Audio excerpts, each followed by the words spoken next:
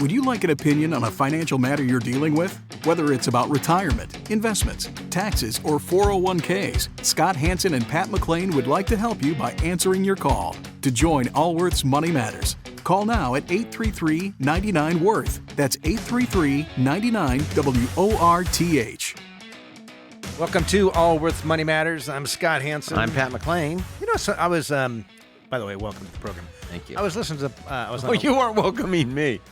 We were welcoming the listeners. I said thank you. Well, thank you, Scott. I am a host. Yeah. Why am I thanking We're him? both, I was on a flight yesterday and listened to a couple podcasts, and I just this program started out as a radio, and we're still broadcast in Northern California on the radio, but the podcast I was listening to, it's so informal. There's no real open, no real close. Just someone rambling? Yeah, and as I'm listening, I'm thinking, well, not just rambling, but it's purposely underproduced, and that's how a lot of podcasts are, right? Particularly if it's just someone having a conversation with somebody else, interviewing somebody else. So is ours that way? Middle of the road? Well, I think we still, hey, welcome to, not quite as bad as we used to. Like when it was just radio, they did a lot of training, like how to have like the radio voice. Oh, yes. Don't pop your peas. Yeah. Give them lead-in teasers. The tease. And what do they call it when you carry through the break? You got to tease something so you... tease the lead or something. I don't remember. Anyway, your point. I don't know what my point is. Oh. My point is like... I don't know. I don't know what my point is. All right. I'm just thinking. It's a financial talk show. But I do like this, our own show here being less formal sounding and just more real life. Let's have direct conversations with people. Let's have people call with their stories. And we do have an agenda. Well, most people have some agenda. Yeah, we have an agenda, which is... If no one listened, we wouldn't bother coming in the studio. That's a good point. The agenda is to actually help people live a more peaceful financial life. That's the agenda.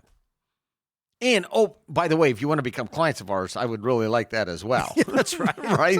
We are an investment advisory firm. We manage somewhere around $20 billion. I would like that. I think we add value there, obviously. Yeah. And frankly, I mean, I think we probably both got in the business as young men, in large part because it was a profession that you could really make a difference in people's lives. Yeah. Individual people's lives. Yes. I bought my first stock when I was 16, so I kind of I didn't understand financial planning. I understood investing. I didn't actually understand financial planning probably until my second or third year in the business.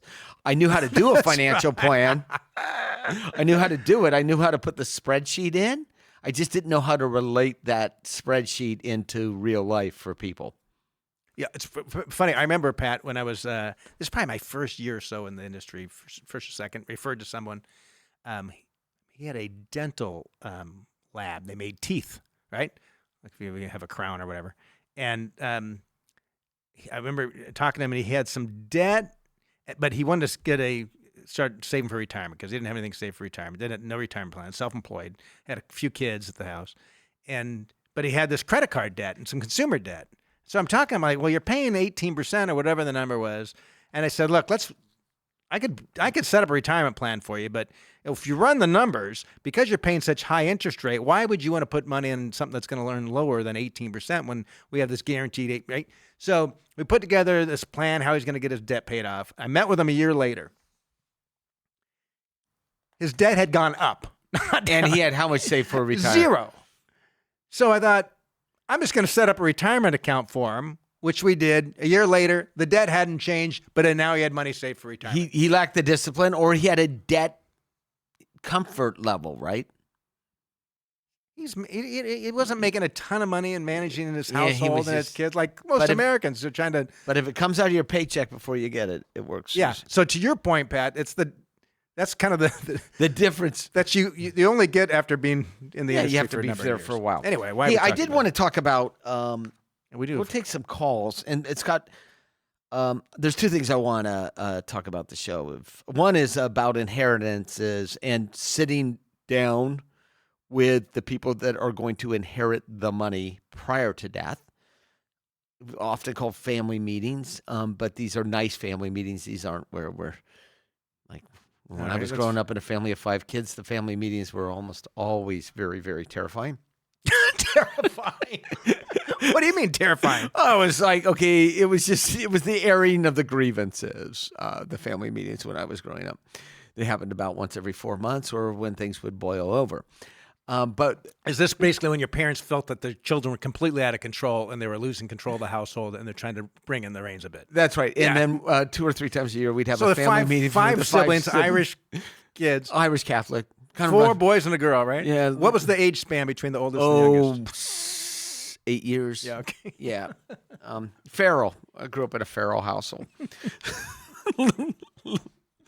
Little while. I want to talk about family meetings, and then I'm going to talk about a new app that I've been using called Libby. Living? Libby, Libby, Right. which has nothing. Well, it has a little bit to do with finance, but I've told so many people about this great app that I want to do it on the air. Now that's the Carrie T. What are the the T's that you? Well, let's take this call and then I'll do it. I'm not understand. teasing it. I'm not trying to tease. And later in the show. Okay, let's just go with the call. All right, let's talk with Eric. Eric, you're with Allworth's Money Matters. How's it going, guys? We're doing great. All right, so I'm kind of in an interesting situation here. Fire away. So I am 19 years old currently. I turned 20 in a couple of weeks, and my grandfather's cousin recently passed away, and I am set to inherit about $400,000 to $450,000. Wow. Alive. Okay. So Your grandpa's cousin? yeah, and I feel kind of really bad about it because I didn't know the guy very well, and I'm very grateful that he's left me in this situation, but never saw this coming at all. So kind of random. How much money? How large was his estate? If this is your grandpa's cousin, so I'm receiving I'm receiving 1/11 of half of it. So multiply that by 22. Yeah. And Yep. Okay. Yep. larger than I was expecting. So. All right. Well, it had to go somewhere. Yeah. So I guess That's I can right. kind of run you through. no one takes it with you. We're all going to give our money, either whether we're living or under death. So, what's your question for us? So my kind of question is, how do I set this up for success for my future? Because I'm currently 19. I don't need the money now. And I've been working since I was 15 years old. I have about $12,000 in a brokerage account, about $7,000 in a Roth IRA, and then another $5,000 just. Beautiful, beautiful, beautiful. Look, He tells us that. I'm like, he couldn't. He's fine. He couldn't have left. He could not have left the money to someone more responsible than you. Yeah. Just I like appreciate flat that. I out, appreciate just that. like 19 I years. was expecting. I have nothing. I got Yeah. 32,000 in student loans, and I owe money on my car. Are you going to school? Yeah, so I'm currently a sophomore in college. I don't have to pay for any college money out of pocket. My parents are the ones providing for that. I've been working jobs since I was about 15 years old, so I've been working my whole life pretty Okay. much. So I'm not really planning on touching this money until like 5 to 10 years down the road when I maybe want to buy a house or something. Yep, I don't really know. But what can I do in the meantime once I receive the money to like? What do you? How do I go about this? What do you think you should do? I was planning on just throwing it in the brokerage account, but I don't know if I want to diversify or just leave it at that. Okay, well, you could put it in the brokerage account and still get diversification inside the brokerage account.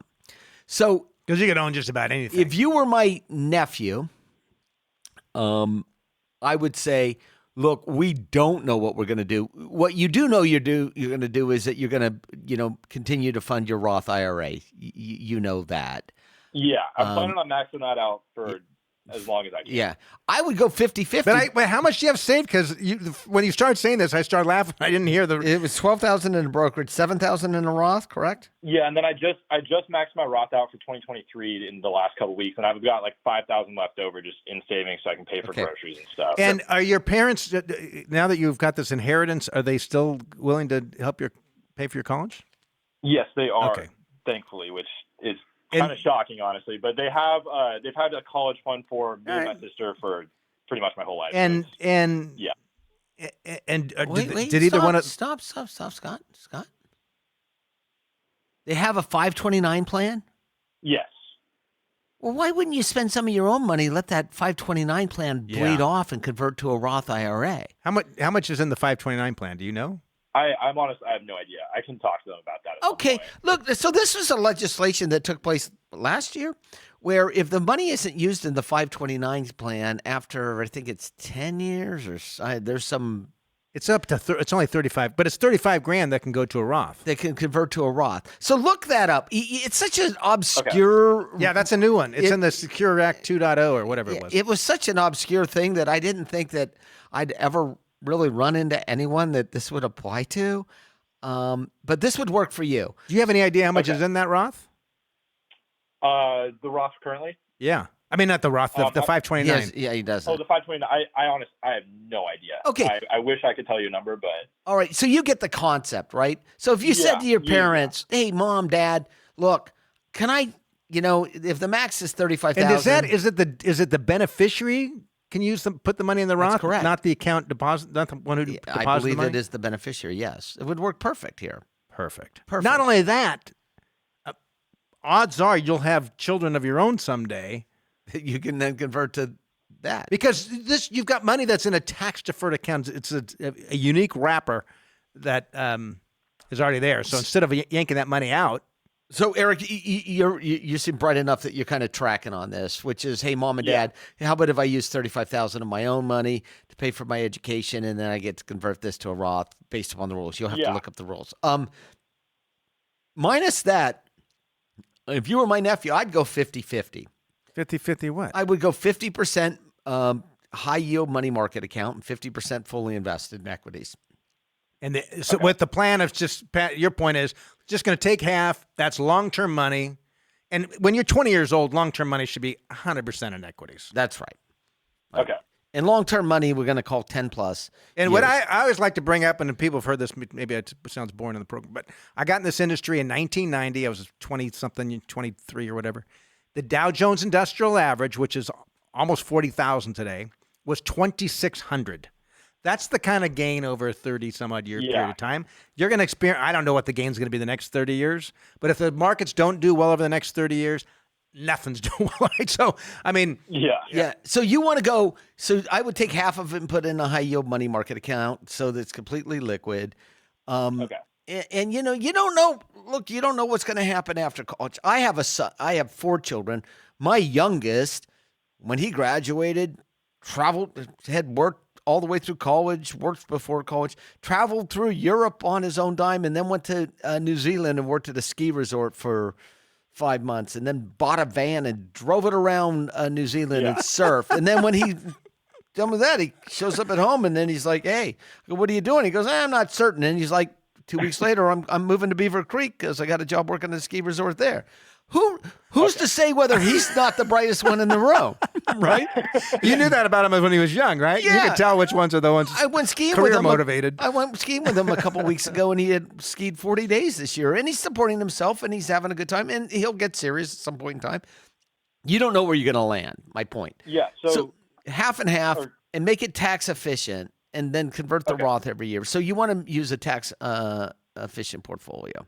So I've got kind of like one last question to follow up with that. So, I mean, obviously I've never seen like this amount of money before. How, like, could you like in some way put this in perspective for me for how this is going to like work for my future? Because like, obviously like it's obviously a ton of money, but I don't plan on really doing anything with it now. But like, how is this really going to set me up for a ton of success in the future? Like, so this is why we're going 50-50 on this. Okay.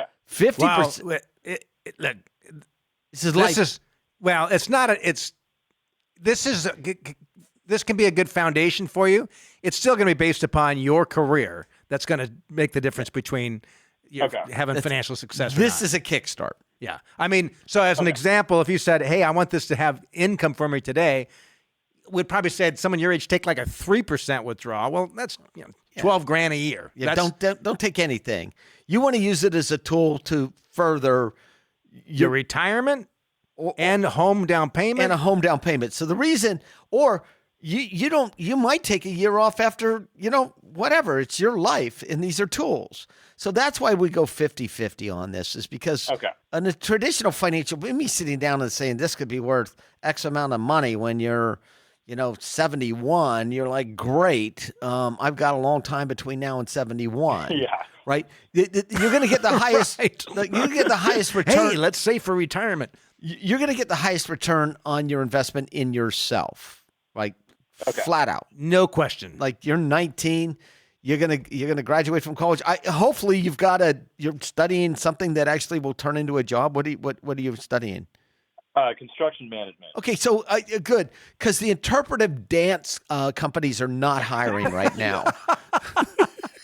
Yeah, I heard there's a big market for it. None of the interpretive dance or gender study companies are actually hiring as we speak because of student loans. So 50-50, and I would just go super tax efficient. I'd use a lot of total market, maybe some international tax efficient in there on the 50%. Can talk about that 529 conversion to the Roth with your parents, and then continue the Roth contributions and pretend you don't have it. Perfect. Don't tell any of your friends either. No, I have it. Don't worry. Don't tell anyone. And whatever you do, how old you mentioned your sister, she's inheriting the same amount? Yeah, she's inheriting the same amount. She's 2.5 years older than me. Okay, so. and this technique should work similar to her. So listen to this podcast when it runs and send it over to your sister. And did your parents get any money? My whole family listens, so it'll be perfect. Did your parents get any money? What's that? Your mom and dad get some money too? No, they actually didn't. So it's just all of the youngest generation. Wow, good for him. Good for uncle. Yeah. I'm going to actually get really close with my uncle now.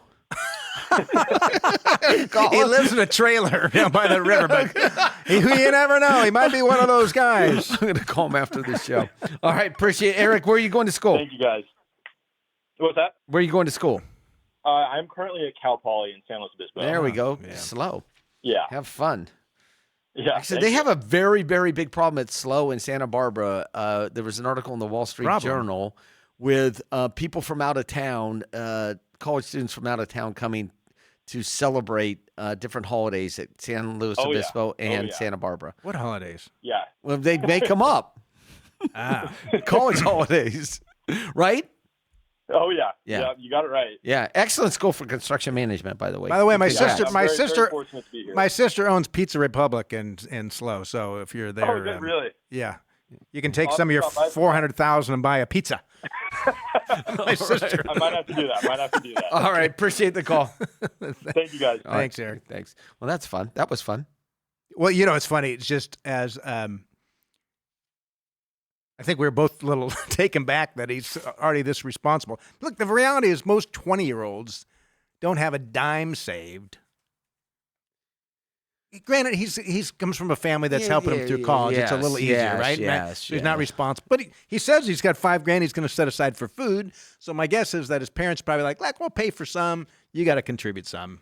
To your livelihood. Yeah. So. And if he didn't go to Cal Poly San Luis Obispo, he would have gone to community college and then a state school. It's interesting, though, when this gentleman decided to leave this generation, 20-year-olds, that's quite a lot of money just to leave to a 20-year-old. Oh, yes. And if I was that person's advisor, I would have said, why don't we have some restrictions on these dollars? Have an independent trustee make these decisions prior to them receiving these dollars. That's correct. That is correct. That's a risk. And maybe he did. My 28-year-old daughter, Scott, I wouldn't. Scott, maybe he did. Maybe he did. Because you can write your trust in such a manner, the rest of the listeners, Scott knows this, you can write your trust in such a manner that some of the money is gifted directly and some of it actually is managed by a trustee. And maybe uncle knew enough about the kid and the family that said, these kids will be fine. But, this other one, Margaret over here, who's 23. No 23-year-old's named Margaret. Okay. Renee. Is Renee a popular name again? I went to a wedding last weekend. The 28-year-old was named with Renee. We're gonna go with Renee. Okay, we'll go with that. Renee, now I feel bad because I'm thinking about this young lady who was quite responsible. needs a trustee. Someone needs to control the flow of money. So if you're back to what I wanted to talk about now, which is family meetings, you want to know who's inheriting your money and what the expectations are that you have for them and how it's going to go to them, right?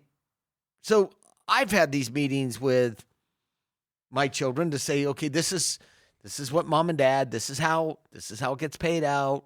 When we die, it goes to a trustee. Do they know the amounts? They do now. We've had conversations. And you're relatively young to have those conversations as a family. I'm 61, yes. Correct. But the odds are one of you, either both, odds are one of us is going to live to our 80s, right? At least, yes. Yeah, statistically speaking. But you don't know. Of course. And what the idea behind a family meeting is to kind of get things out in the open and let people know.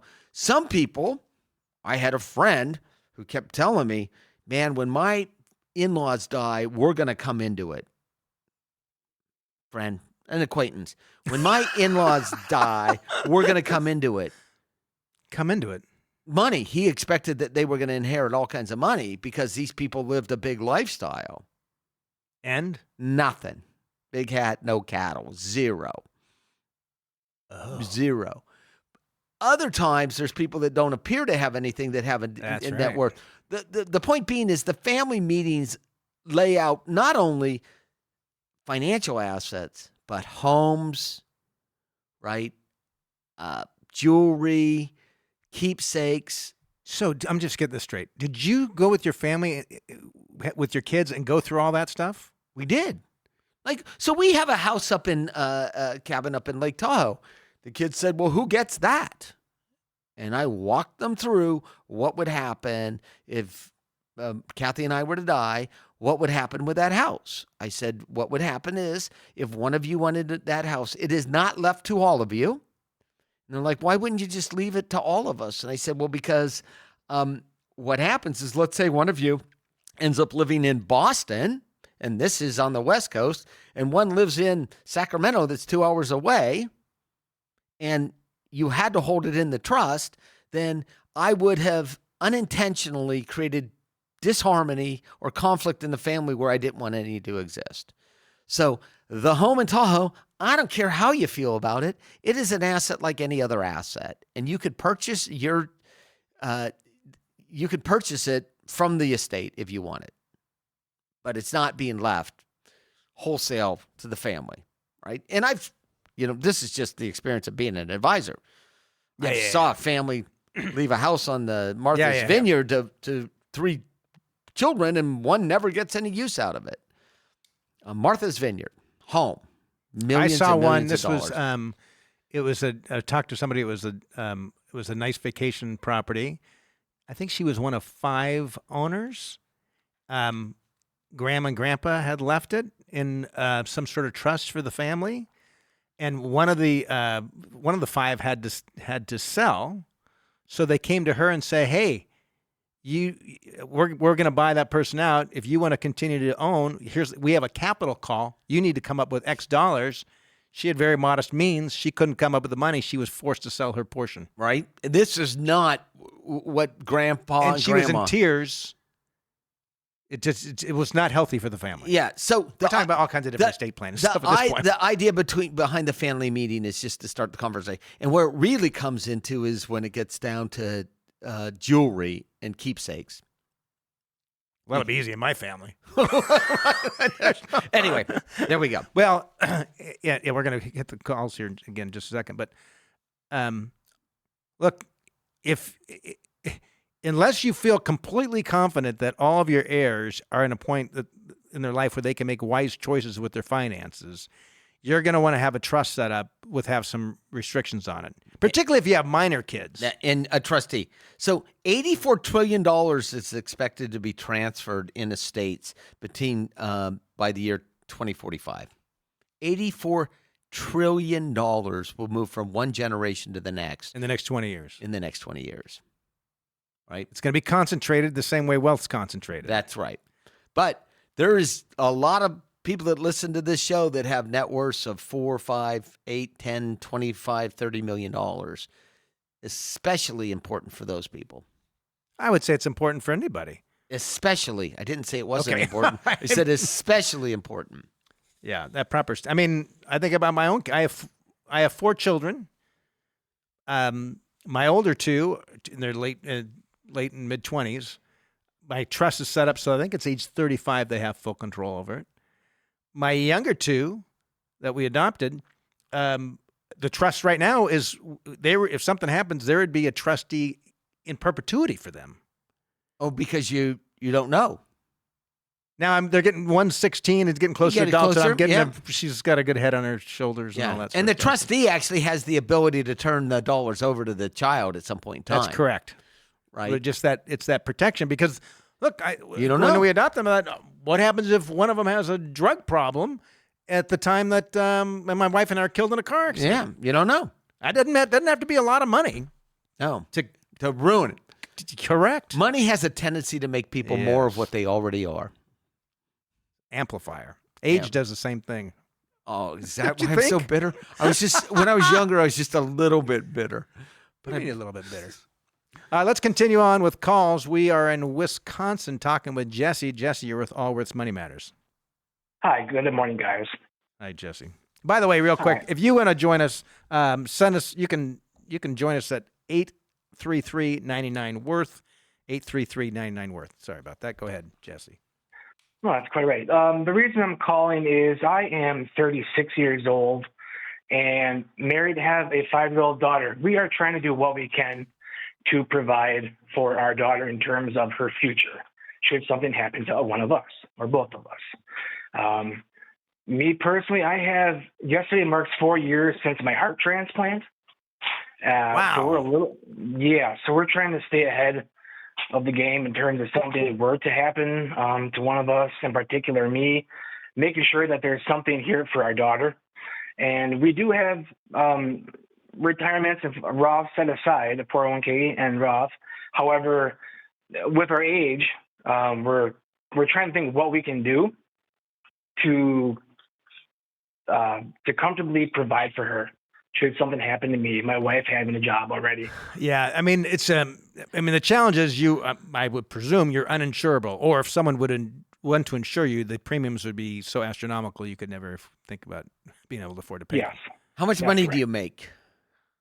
Annually, we make $225,000. What?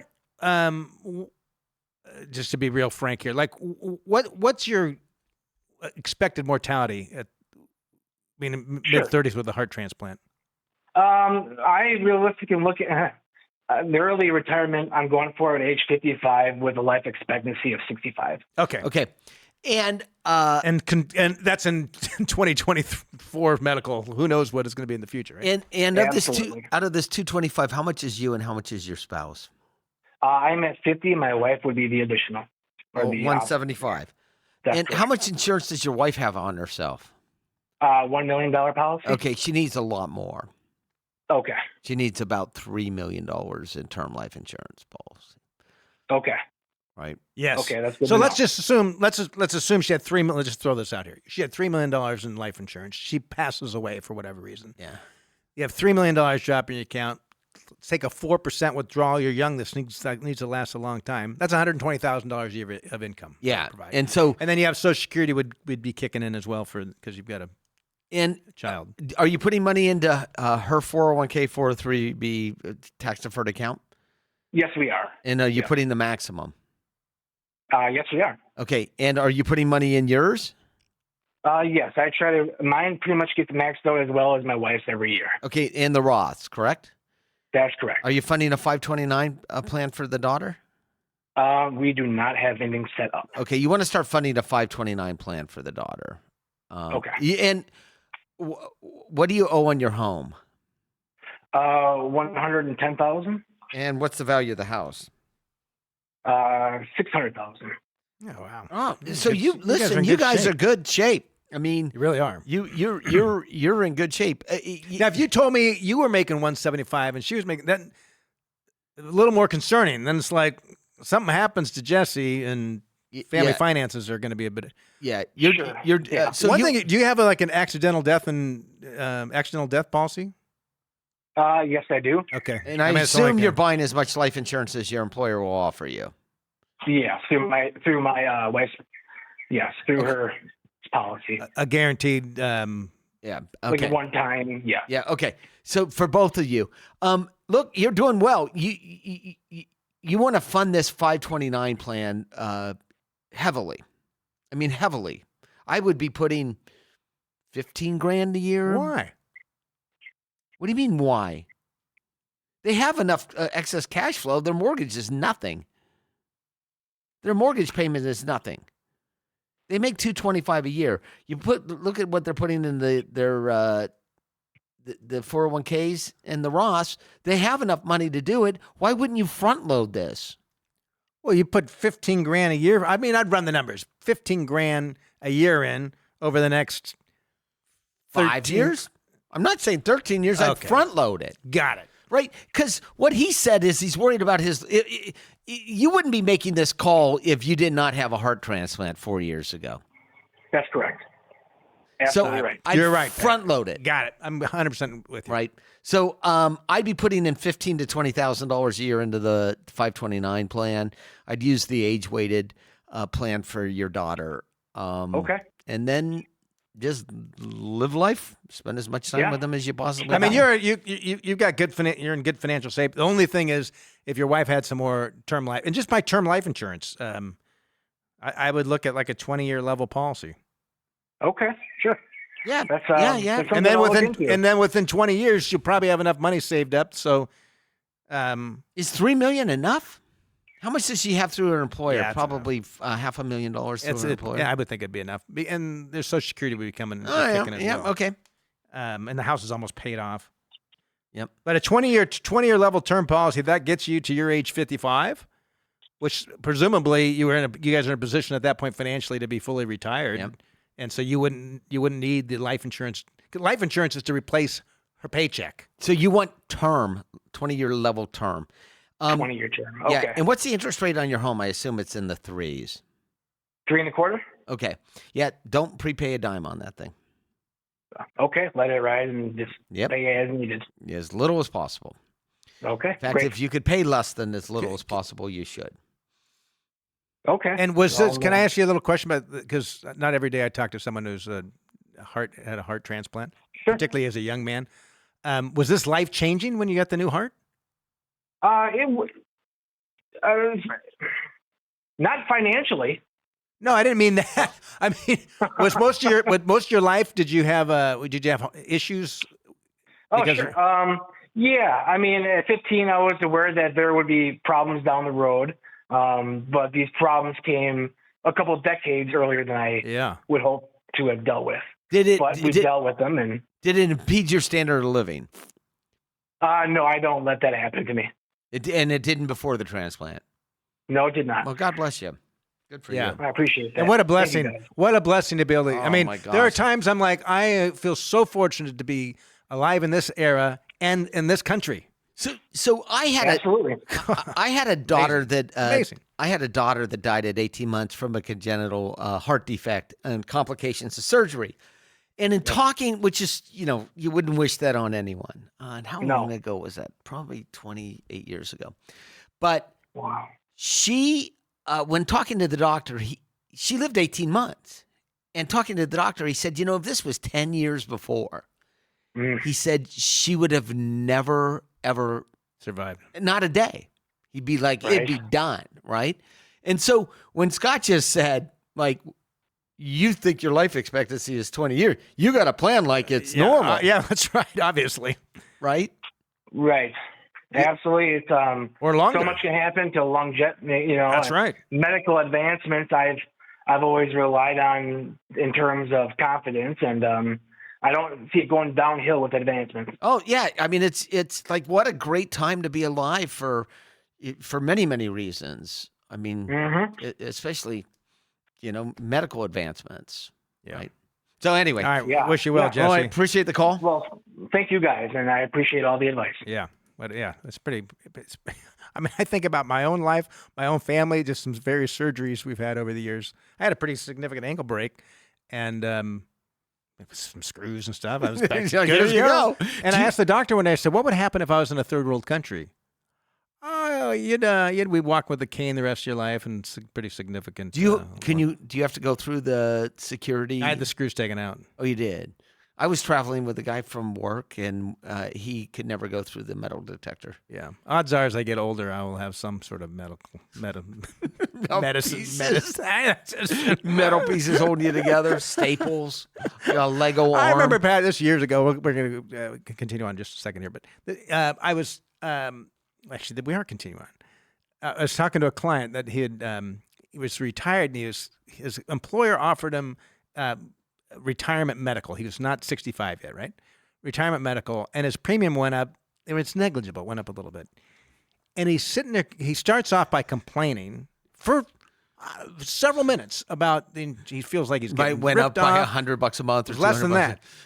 And then I'm talking to him, and he says, "Oh, I had a knee replaced 6 months ago. It's amazing. I'm back golfing." He's telling me, and there was a complete disconnect between the two things. Complete disconnect. Like the cause and effect didn't even exist. I mean, we don't want to get a big topic about our medical expenses, but part of the reasons medical expenses have gone up is because we're doing so much more. Like giving a guy at 31-year-old a heart transplant. Yeah, it's shared risk. Yeah, pretty amazing. All right, we're gonna. And by the way, if you want to email us regarding what we just said about medical expenses and insurance premiums, save time. We're not going to read them. Anyway, I had we asked one of our advisors to join us on the program because we had this is a few months, I don't know, several weeks back. We had an annual advisor get together. It was a couple hundred people or so, all at a hotel for a couple of days, and shared stories. And there was a story that talked about our advisor, Andy Shafer, and how he worked with a client during COVID. And it was my favorite story I heard over that time because I think it really showed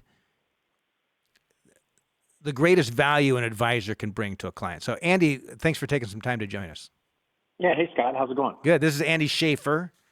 First of all, how long have you been a financial advisor?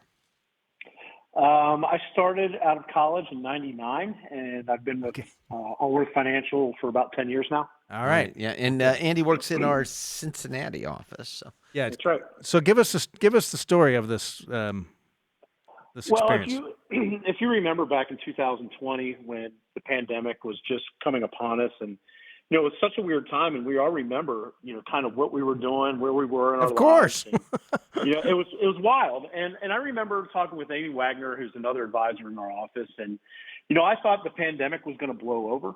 I thought, this is going to be short-lived. We were all sent home. We'll probably be back in the office in a couple months. And then, towards the end of February, people started to realize that, this is going to be around for a while. And the markets fell off a cliff.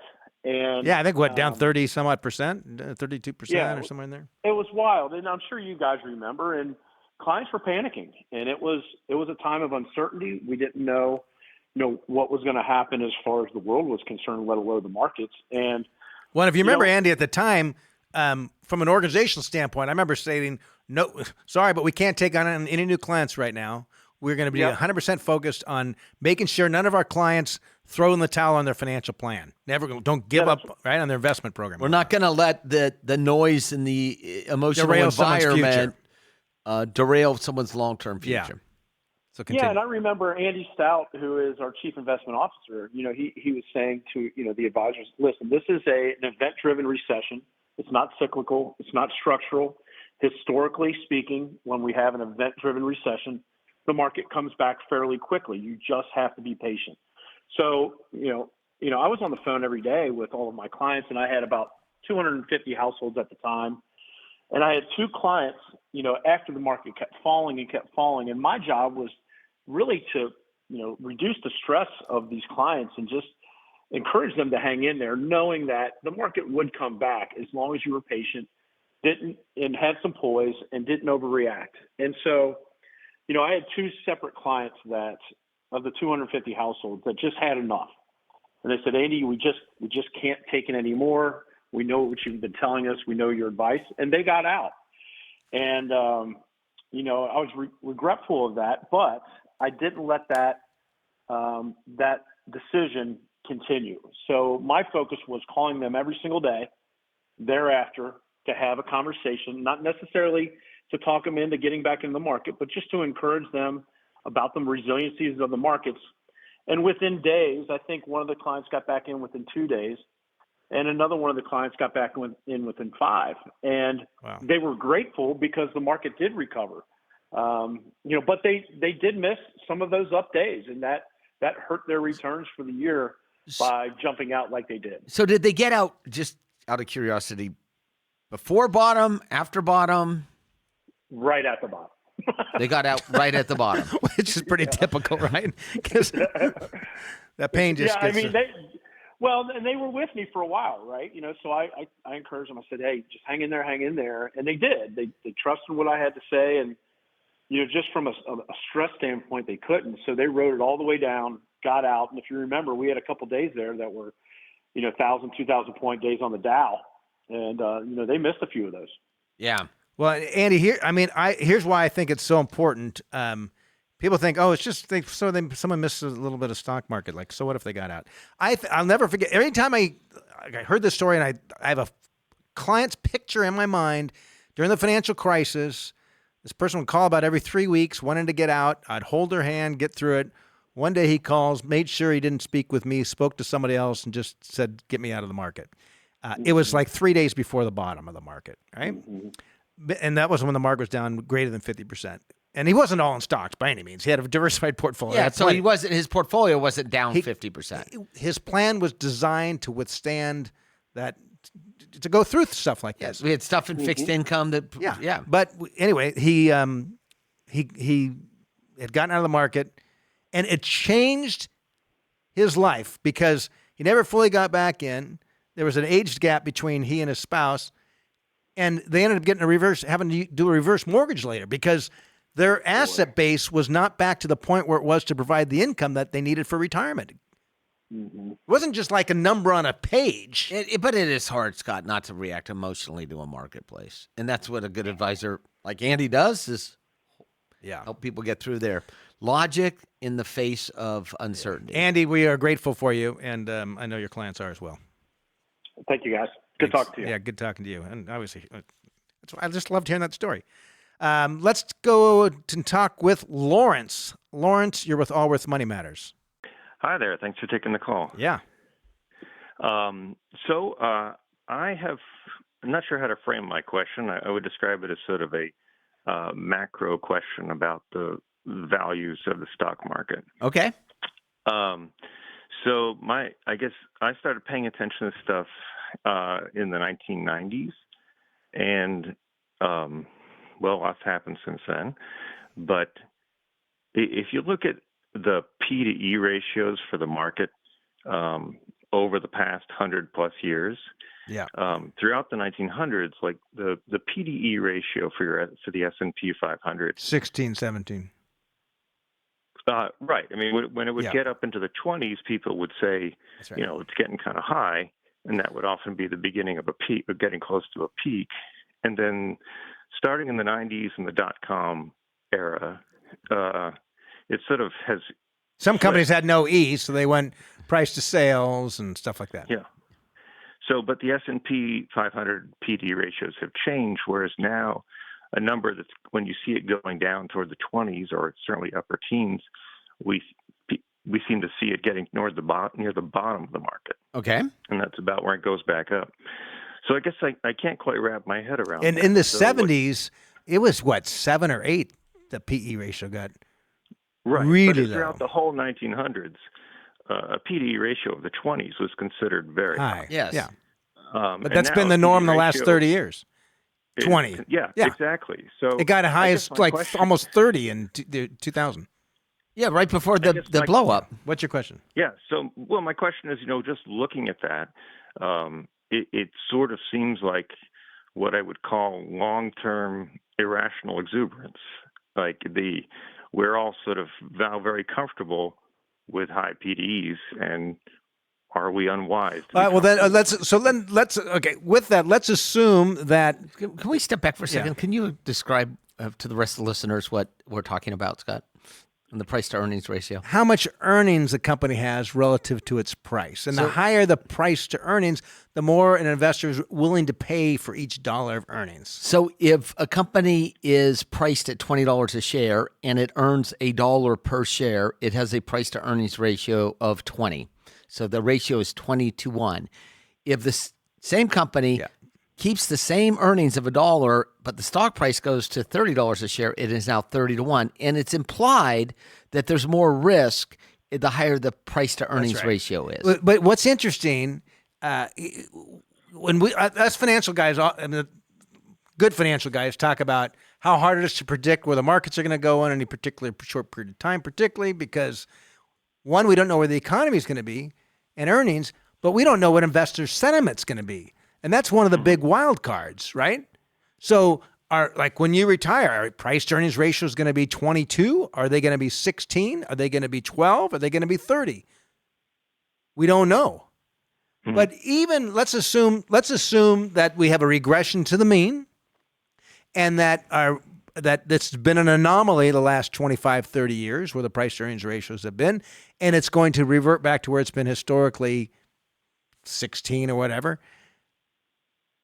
If you run the numbers, you would still be better off with equities over a long period of time.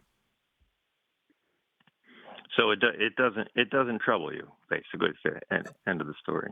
No, and one of the things is investor sentiment. I have no control over it. Yeah, but investor investor sentiment moves around based upon what are the alternatives to the stock. The stock market isn't the only place to invest money, right? Right. So. Yeah, well, we saw what happened in 22 when the Feds jacked up rates so many times, right?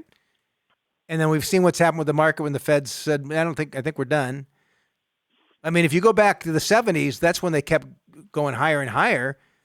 Short-term rates were almost 20%. So that's alternative. That's correct. The alternative. That's why should I own stocks when I can get 20% in the money market? Right, and which, by the way, made it harder for companies to earn money because the cost of borrowing, which companies use money to borrow, and raising capital, was much more difficult. So, your question is: are we troubled by the price to earnings ratio? Yes, I'm no more troubled by the price to earnings ratio than I am weather. It is what it is. Yeah, Well, the weather doesn't affect your finances, or at least not much. I understand, but I'm not in the market. I'm not going to predict the weather next year, nor am I going to predict the market next year,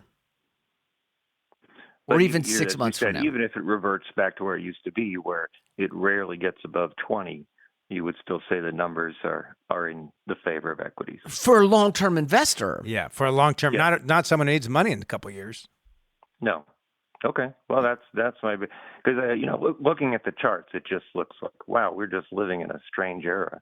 What if we go back to the norm? Seems like the value of things could take a cut by 50%. Or it could happen over a long period of time, and you still end up with outsized returns, even if price to earnings ratios went to 12. Well, but let's throw out the top 20% highs and lows and tell us where we're at. In terms of PVs? Yes.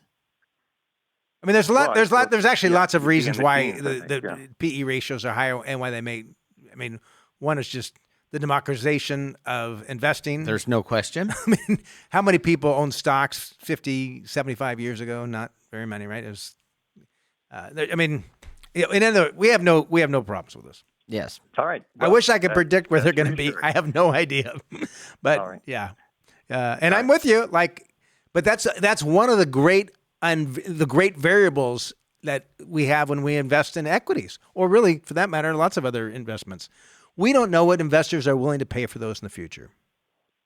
Whether we buy a house, well, it doesn't matter. Real estate, gold, we don't know what people are willing to pay in the future. We have to make some assumptions. What we do know is that this market is pretty liquid, which actually causes it to react much faster than illiquid markets. because the price, it's easy to buy and sell. It is not so easy to buy commercial real estate. No one really knows you read all these articles about commercial real estate, and I think no one really knows. No, you can't even speculate to guess, other than those that are fully leased. And even those that are fully leased, you don't even know, because you don't know what the competitive pressures are on the other side. That's right. And so you're like, it is what it is. But if I never bought a building to own it for 3 years, I bought it to own it for 10 years or 15 years or 20 years, right? And you should think the same thing about your equities in your portfolio. All right. Well, I appreciate taking the call. Yeah, thanks for calling, Lawrence. Appreciate it. It was a good question. We don't. Yes. I'm trying to think last time we had that question. Yeah, Years. Might have been years since we've had that question. Yeah, but I was trying to think, did we And get that a lot? It's not typically. It's not really esoteric. It's just a little more in the weeds than a lot of people get. Yeah. Did we get that question a lot prior to the .com? Do you remember? Do you remember? Well, I do remember at a time when we're thinking it's getting crazy at these valuations. It's getting crazy. Make sure you're diversified here. And Pets.com. all that When stuff. they went into bankruptcy, and the number one thing was out of the bankruptcy, they sold for the most amount of money was that puppet dog, the sock What happened to dog. the puppet? I don't know where that puppet dog is today. I don't know.